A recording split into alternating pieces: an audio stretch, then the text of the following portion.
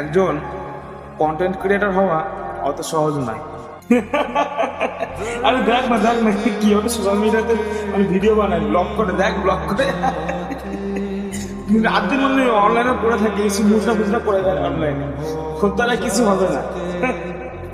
মানে কি শুরু করেছে অনলাইনে, এইসব না করে চাকরি বাকরি খোঁজ করতে পারে না, রাত দিন সোশ্যাল মিডিয়াতে পড়ে থাকে।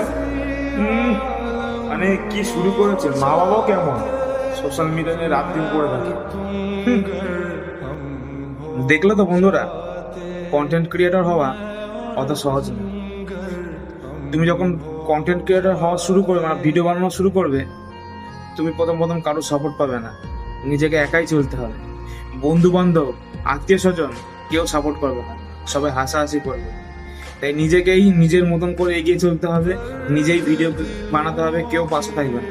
একমাত্র মা বাবা তোমার পাশে সবসময় থাকবে, পরিবারের আত্মীয় স্বজন বন্ধু বান্ধব কেউ পাশে থাকবে না। কিন্তু জীবনে একদিন সফল আসবে যদি এরকম করে এগিয়ে যাও, করতে থাকো।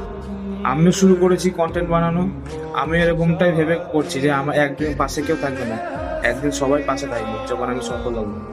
চলো আজকে এতটুকু, ভালো লাগলে লাইক কমেন্ট শেয়ার করবে, টাটা।